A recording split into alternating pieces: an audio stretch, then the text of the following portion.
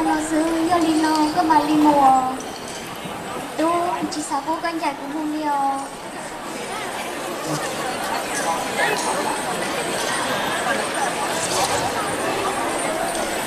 tu yo li nó cũng sao có tôi cho nó sư cũng ba cái bác sĩ của tôi coi các con một chân đặc kế ý chí có tờ một chân nó tu một chế trong chỗ hay tia chuyện chúa cũng lúc tia tao co cô liền cho nói cho cô ấy cũng đang phải kinh tế áo chồng và những cái chồng những trong kia mà bây giờ cá lò tu trong chỗ các gia luôn á của tao có sư cô liền cô nói có ba cái thằng chị này mà ô liều tu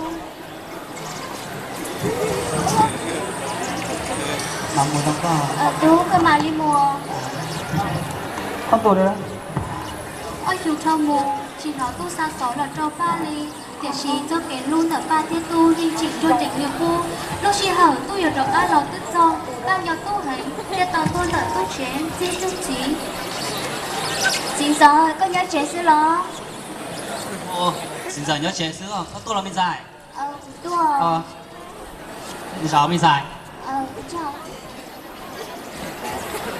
chính giờ ở bên lúc này có quy trình nhau rồi ở bên nó xin giờ là cũng nhớ trong cười bàn thì bên trong chúng xe là有时候来xin giờ chỉnh ba mình chỉ không cho lúc bên cho trong xe sữa là mình dài lo chính giờ Uli có một tối thì từ tú mà đi trở lo hai xong rồi của tôi mình tu lo nếu thứ tao một cỡ đấy tao đến để là thế chỉ lo đi xin giờ là cũng cho nhiều cỡ thì chỉ ở bên đầu tiên rồi nó người tao sang xó lại tiền bây giờ trong chiến nó như cỡ tiền là anh ấy vô được cá lo chế nó tiền lo chính giờ yêu đi nói rồi mua bài tại vì mà đã có tua lý gì mình mua có tôi mình sản nó em muốn xin họ tôi sẽ xin giờ theo nhớ cho chính giờ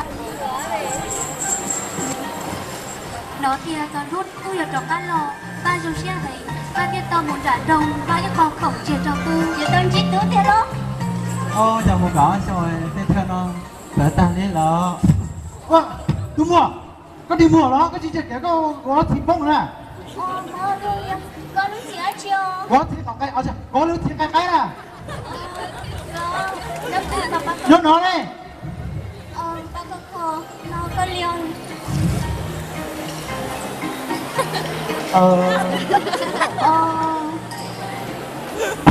bây giờ bao sủa ba giờ có tiền đó giờ tiền tiền có mấy chị lời có chị chưa kể lên có chị xài con to cho nè tôi giờ nói tiền con lo này cũng chỉ muốn bay không không có cho con à đi đó có gì là thọ thì cũng cho một tí thế thì chứ con nào thì con học với một tập bé chẳng hạn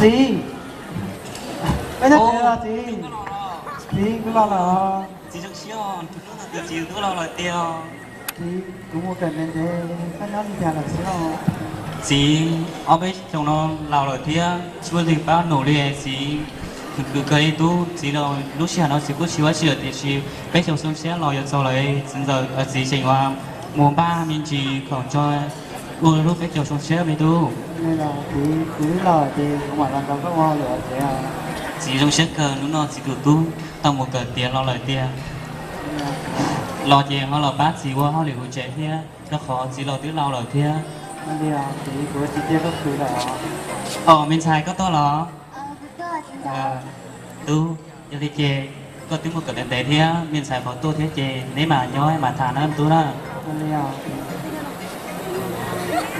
ba nó cần cái đó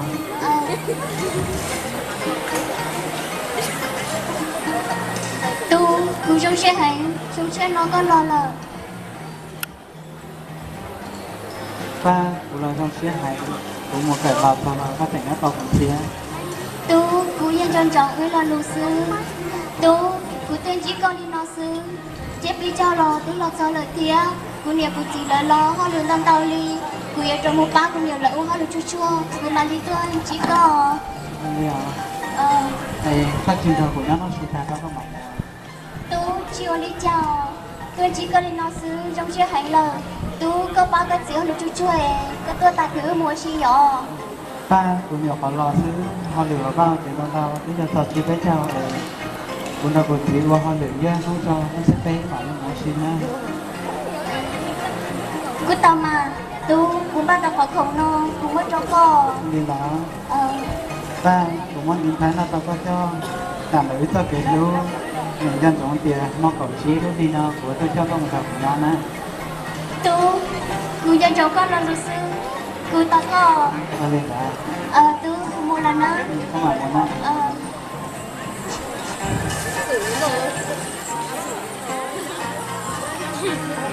Lúc trước cái cháu thì lọt gió lở. Để chỉ mỗi lính họ chỉ nhua xia. Mỗi tôi không nhớ thì tôi nhỏ mua một sách ghế lò rể. Rồi chứ phải chờ là chúng ta chỉ lỗi này kia ơi. Cái là bự do đó.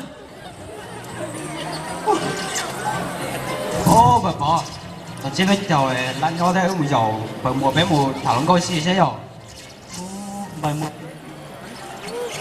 Bởi mùa rong rau thế, thì chuyện này mua nha, cái dầu này mua trà, luận coi chỉ nhà chỉ tao luận coi thảo. Mùa dầu nữa mà, tôi chỉ biết chào nó mua lái chạy, lái con tàu, lo xía, cái tàu giờ thấy là. Liền cái làm mua dầu sẽ giờ không thì dân rồi mua. Ô, nhớ trẻ mà mua. Tôi là bao nhiêu? Tôi à? Mua gì bà? Tôi chỉ biết dầu này sẽ giờ có chưa đã chỉ rồi biết mua dầu, cái tôi dầu còn mua rồi biết thả lỏng cao nó. Thảo luận cao. Cái của ba để của tụi nó trong giờ chấp lời nè, dù nó là thật đó, chỉ muốn tụi bị của kia nè. Xong mặt ta kể cho xe mà tôi chỉ biết chồng nó có bóng mò của blog ở chiếc sầu tôi mà muốn chế đi bỏ tôi nhẹ sao? Tuần tới cho tiền tiền từ tiền thiệt to, lúc rồi mới tụi bị đi à.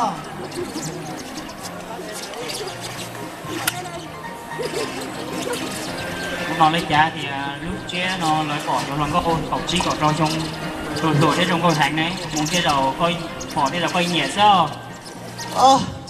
Liền đấy hai tao lăm lông thò mua mà. Mua đi.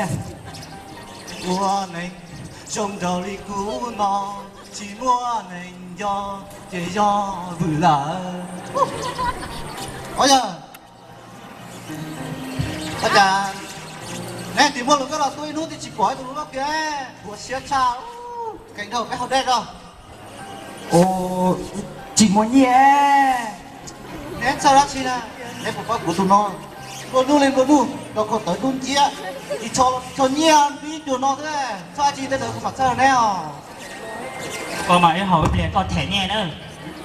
chị sao có cái đầu đây ta Nó sẽ bé rồi. Giờ ba ấy cũng muốn sách trong sư chào. Ba. Nó sẽ rồi. Cái con là mày. Giờ ba nó lợi cho nhóc xin từ ấy, một sang lợi cho nhóc xin từ giờ. Chuyện một chi tao à? Ôi cha nó. Cô hỏi được thằng tao liền, quý ố hỏi được có một con à? Ba ước mùa ấy chả là có bảo ôm mai con tao à? Mai, cái liều có một con sao, cái chuyện có bảo hỏi lười có một con. Cho kiện đó mà ước mùa ấy chả là có bảo ôi dọ, chưa? Em cũng để chị nhóc trẻ lời. Cái liền ba mùa ấy chả bảo lo dọ, mua. Ô ba cũng bảo có chị tôi có bỏ cho nên chúng trong đó có bỏ tụi ta anh từ sửa hàng tới trong trào cơ rồi trong trào đeo thì có cơ trào cơ lọ rẻ lên nó em có hai cuối xe ước lòng nhỏ đi chỉ có hai nè thôi em một tê có cũng hai một tà ly xin nè em ma là hai nhỏ ai cho đi nó mà hai chị dâu là nông ai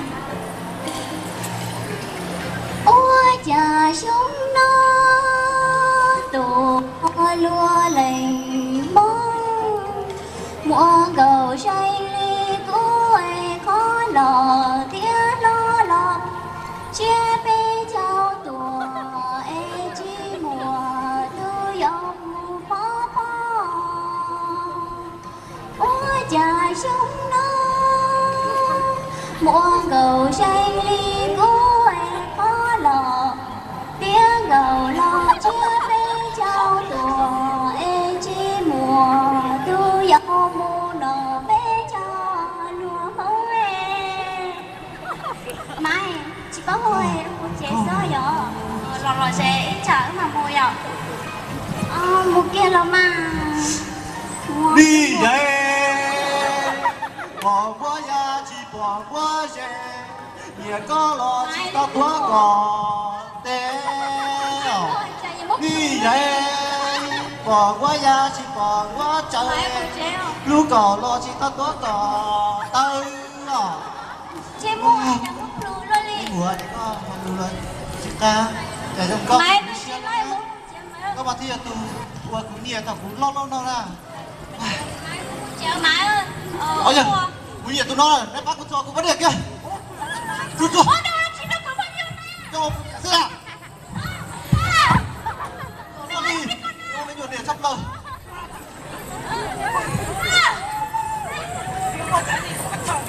ôi giờ đi trên cả chị này à nó cho anh có bạn đi mua hạt tôi tập à tôi bắt à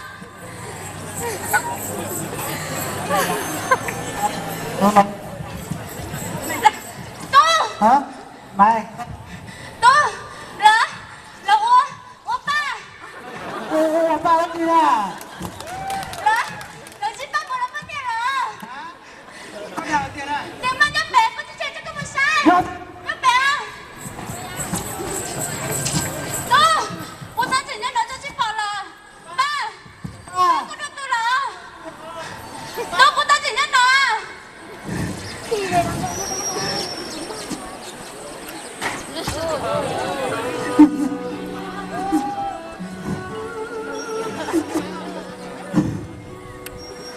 ba chẳng có yếu sức khỏe luôn có biết chẳng có chẳng có trong một giây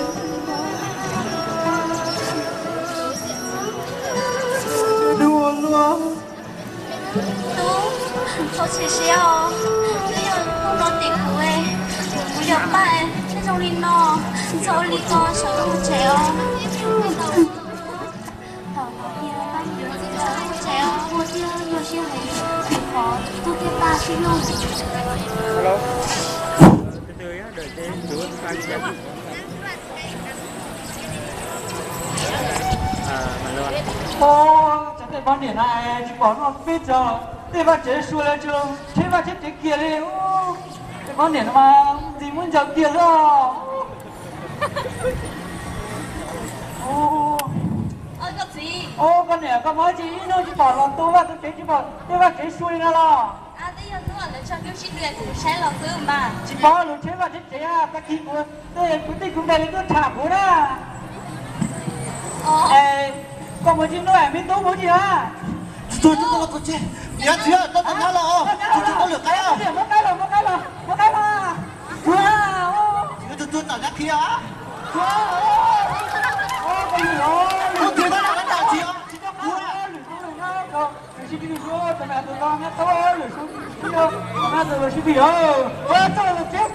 Không cả kiểu ra sân chị ơi Chị tốt rồi nhỏ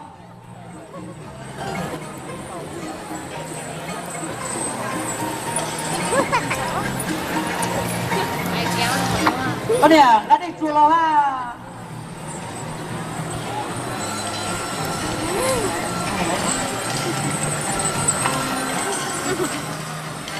ở đây mình tốt ở đây chào đây ông ấy tụi cho bán được mà tôi cho tao nhá rồi chứ ông ấy tụi cho cứ này ông có gì cho bọn nó tôi bắt cho tao này đã chi thế nó này người tiền người nhẹ đấy làm tao này chi nói nó đừng quên gì đấy này cho cái gì cũng được này tụi xin lưu xin ba lên nó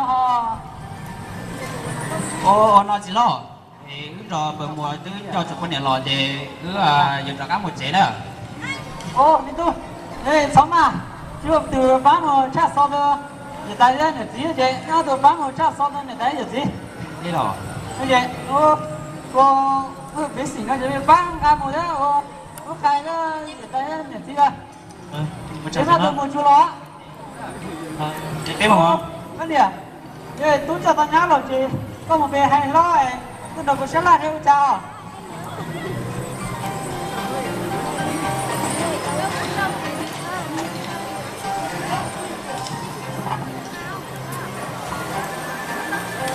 lúc đó ba là yếu tố một chiều nền tài giờ gì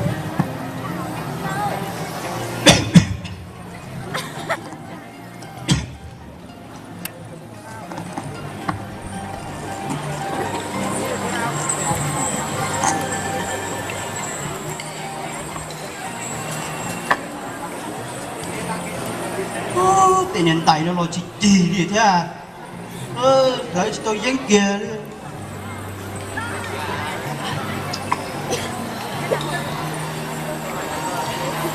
chị à chị thầm mình ba mình chị là tôi đã nói bắt chị đi xuống đất chị nói tao uống nữa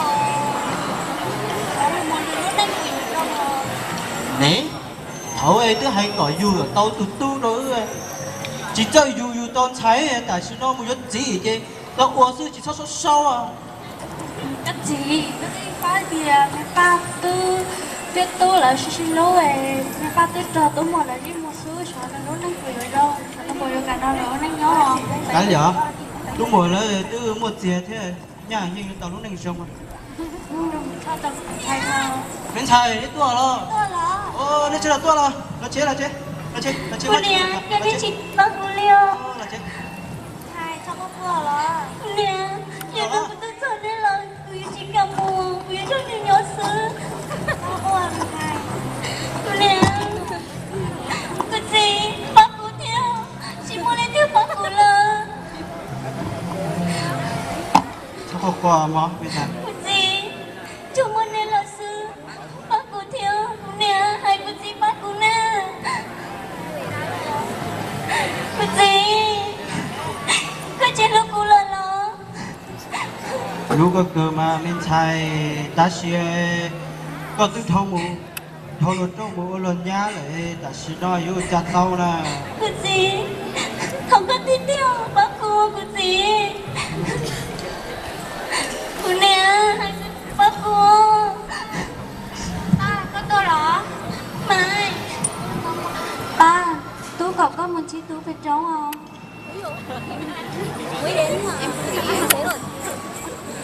còn nó nữa bé tôi nói nè chạy lùi nó để nè nó mà tao đi tao sang để bé cho nó có gì cả bé cho tôi muốn gì cái gì nữa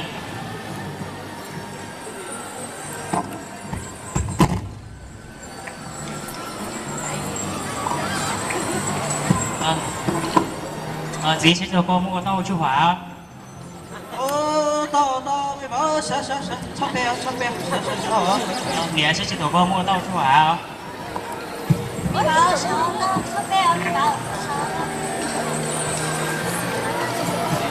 con nè giờ nói lì thế mua cho bên trái nhóm ba cho bên trái bảo là mua chế trái bây giờ cháu lớn rồi bên trái đi có mua không ba rồi đi mua chéo ê nhiều quá nhá ôi nhá cả đằng sau quá nhá rồi à mai đi có mua ba mươi chi ở điện thờ bỏ à chúng ta có tôi hay đã chip ba nè tôi giờ tôi bảo cô mình chip tôi về trong à hả mua từ đó xin lo bé mày từ bên trong bé nè được mua cái một trò đi à tại nó chỉ bỏ nhá là cái tổ đấy chủ rồi biết một chỗ nhá thôi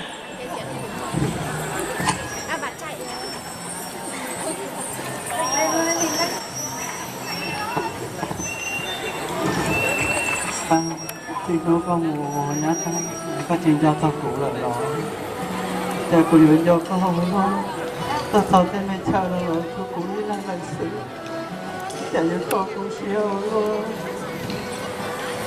của chiều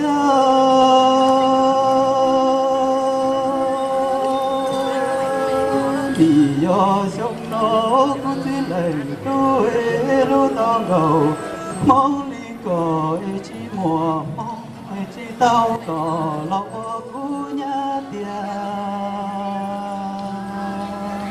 có nhớ có một giọt ô tường của tôi là ba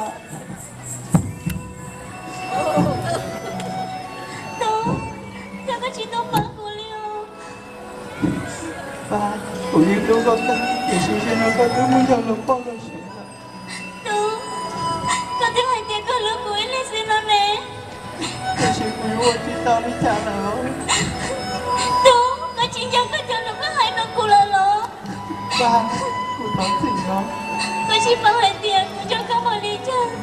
Tú, con tôi cho lời con chỉ cảm mùi nó con nhớ sao. Ba, tôi nói gì đó, tôi chỉ muốn tao đi trả lại.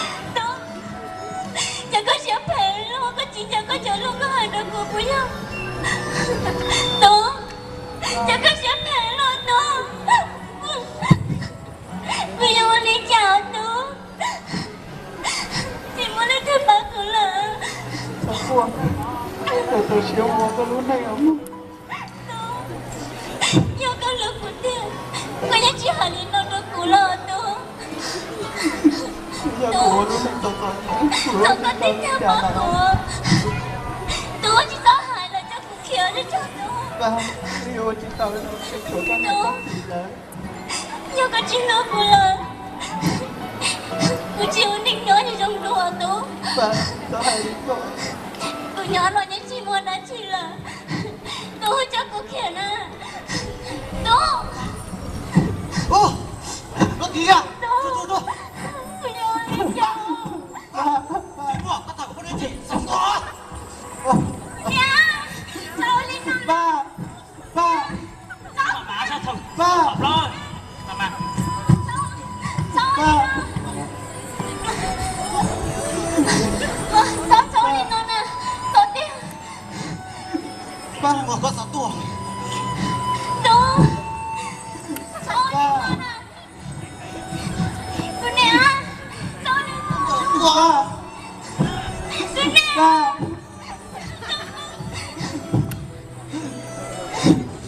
Giờ này trở lên nó của tôi kìa. Ba. Ô, lên cơ. Bố. Giờ con chỉ trả lời nó thiệt. Cô nhớ tôi trong đùa. Em bố con đó. Ô, chào biết chào lại. Biết sảnh ô, to Cô kìa. nè. Cô thật gì à? Tí là phá đi Chỉ phá muốn nó. thôi kể là Nó biết sảnh ôi nó trời ơi, đi. đi Chủ cho theo tôi gì ý cho. tại chỉ cho nó. Cô chỉ muốn hỏi kể là Ô, đô, trời, con lo lon chán ra. Này, tôi đây có cua thế mà. chỉ lo. Bây giờ tôi ý chỉ chỉ lưu hành. Tại chỉ chưa biết chỗ nói. Nhưng chỉ bỏ nó tôi chỉ cô là xưa. Cô nhớ chỉ bỏ đi cho muốn đã muốn chị đi. Nhưng cô nhớ muốn trong nhữngวันnày. Cô nhớ tôi trong đồ xưa chỉ lo. Chỉ lo, thật ba cô thiếu. Chỉ muốn lên tiếp ba cô lỡ. Yêu che một đó là thả của con này à. Chờ của coi lên từ 6 tuổi khéo không?姐妹房，我被赌球上，我这个是姐妹房还了。叫你们不有理我还嘛？ Đó mà.叫你们都，我们真有帮你我要嘛？ Xin lo. Giờ có hai liền nó. Nhưng chỉ do vì tôi ưa ý sự chỉ lưu hành. Cho tin này nhớ hỏi cho nó luôn lên bảo ta là tại chỉ nhìn chế mà nó chế của mùa nữ con nhà là sứ. Cô ấy chỉ nhận nữa. Giờ cô mua giờ nữa cô ấy tôi đâu đùa xin lo. 你都，你搞领导嘛，计较了呢。 Này chỗ lẩu thế kìa. Đây từ mắt đấy, từ xe. Từ mắt cha, từ nhà nè. 你都，我还你讲嘛，做那个包照片给在忙了呢。你今年找那找美女，我跟头，写那有录制那有，我被给在忙你讲啦。 Của tôi là nhiều nơi đấy. Ai có gì sai đấy mà, giờ thì có gì tao nữ, nên tôi chỉ muốn cái xin lỗi nên tôi yêu cha mà. Chỉ lo. Bây giờ được cái tài liên luật cho lọc thì cho luật thì cái lòn chắn che bộ lòn chắn trừ thì chẳng nó kiểu bên này tuổi bên đa sẽ nào chỉ lo. Tôi cho nên là rồi cũng có như thế, chỉ mấy trong mình nhiều, mà cần tôi share nên lời, nên mua về thì chạy mông đi con á, rồi biết cái chạy mông, giờ thì cho tao tụi nhá rồi, tao biết tao kỳ, giờ tiền nhiều chuyện nhiều, từ tú mi chủ trong này trong cá mà rồi này thì nhỏ chỉ nhoi cho mi tú mi nhiều một phần đó xía nên là nên mua bé cái máu đi con á nên đi con mà xỏ đi do cái chai nhỏ ít của chỉ cho bé là cho có thể xử rồi nè vô lên cười quá cha lên đó có yêu chủ mua với phường mà hồi lần nhiệt gì đấy để với tin đồn rồi lần trên là mua chỉ ta lên đó có yêu chủ mua tháo gì tụi mình tối mình xài nữa vô cụ chịu lên đó thì cụ trâu khi đó để có chỉ lên đó chơi có yêu chủ xỏ liếc khó cái chai để có uống sữa